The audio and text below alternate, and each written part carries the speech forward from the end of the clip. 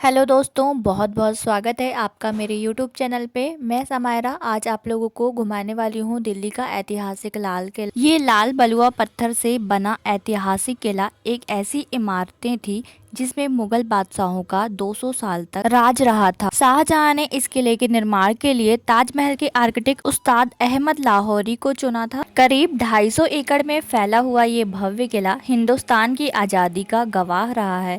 इसका इतिहास बेहद दिलचस्प है, तो चलिए आपको भी बताते हैं भारत का गौरव माने जाने वाले लाल किले का इतिहास। इस किले में मुगल बादशाह के कुल 7 पीढ़ियों ने शासन किया है, जिसमें से शाहजहां 5वें बादशाह थे। उन्होंने 1628 में आगरा की गद्दी संभाली थी और उन्होंने 11 साल तक वहां पर शासन किया था। आगरा को अपनी राजधानी भी बनाया था। दिल्ली कुल 6 बार उजड़ने के बाद 7वीं बार शाहजहानाबाद के नाम से बस पाई। इस किले को 1639 में बनाना शुरू किया गया। 1639 से 1648 के बीच 9 सालों में लाल किला बनकर तैयार हुआ था। लाल किले पर ही 1947 में जवाहरलाल नेहरू ने पहली बार स्पीच दी थी। इस गेट को लाहौरी गेट के नाम से भी जाना जाता है। यहाँ पर इंडियन फ्लैग के अलावा एक आर्मी फ्लैग भी लगाया जाता है। अगर इस गेट की तरफ हम फेस करके खड़े होंगे तो इसकी जो दिशा है वो लाहौर पाकिस्तान की तरफ है, इसलिए इस गेट का नाम लाहौरी गेट है। इसके अंदर एक बाजार भी लगता है जिसे चत्ता चौक मीना बाजार के नाम से जाना जाता है। शाहजहां की 2 बेटियां थी, रोशनारा और जहानारा। उन्हीं के लिए यह मीना बाजार यहाँ पर लगाया जाता था। इस बाजार में ज्वेलरीज, बर्तन, डायमंड, पर्स जैसी चीजें बिकती थी। लेडीज ही उन सामानों को बेचा करती थी और लेडीज ही उन सामानों को खरीदा करती थी। जेंट्स की एंट्री यहाँ पर बिल्कुल भी वर्जित हुआ करती थी।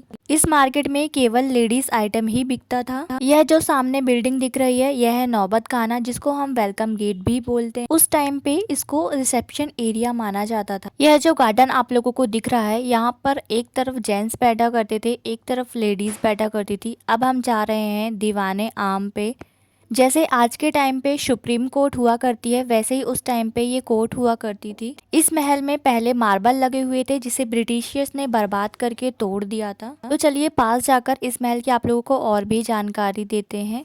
ये है शाहजहां का सिंहासन जो कि मार्बल का बना हुआ है। शाहजहां के 4 बेटे थे। यहाँ पर मखमल की तख्ती हुआ करती थी जहाँ पर इनके चारों बेटे बैठा करते थे। शाहजहां का एक वजीर था जिसका नाम शाहदुल्ला खान था। तो आइए अब देखते हैं मुमताज महल, जो सन 1911 में पहला जो म्यूजियम बनाया गया था वो था मुमताज महल। इसमें राजा की गद्दी, बर्तन रखते थे। इसको 1857 के बाद जेल में बदल दिया गया था। यह पूरा मार्बल का हुआ करता था। ब्रिटिशियर्स ने इसे तोड़कर बर्बाद कर दिया था। 2018 में गवर्नमेंट ने यहाँ पर पत्थर लगाया था। यह जो महल आप देख रहे हैं यह रंग महल है। शीश महल के नाम से भी इसे जाना जाता है। इसे बाद में किचन के रूप में बदल दिया गया था। यहाँ पर ब्रिटिश फौज के लिए खाना बनाने लगे थे। यहाँ पूरी जमीन भी पहले मार्बल की हुआ करती। इस कैनाल को नहर ए बहिष्ट कहते हैं। इसका मतलब है जन्नत की नहर। गर्मियों में इस नहर में ठंडा पानी छोड़ा जाता था। यह खास महल है। यह बादशाह के बैठने का कक्ष था। जैसे इस समय पार्लियामेंट है तो पहले यह पार्लियामेंट हुआ करती थी। यहाँ मंत्रियों की बैठक हुआ करती थी। इस बिल्डिंग में काफी हीरे मोती जवाहरात थे।